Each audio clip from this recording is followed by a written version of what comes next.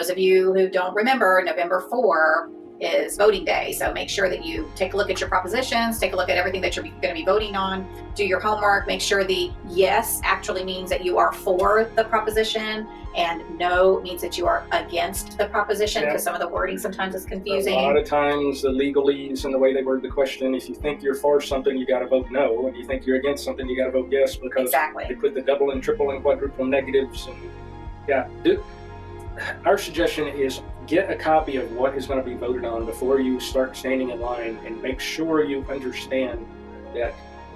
what you intend to vote for, you know how to vote, because you can't just go in and pick it up and think that yes means yes, because like you said, a lot of times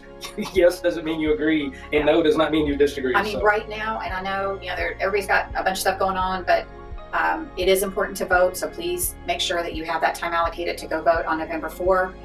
Prior to that, however, it would be wise to just take a look at your county and city,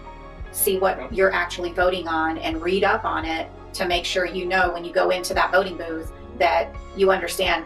how you're voting and how your yes, which way the yes is going versus the no. And if y'all have questions about what I'm talking about, drop a comment and I can put a couple of examples in there of prior propositions that have intentionally, I think, been worded to where you would say yes because you agree with something, but it actually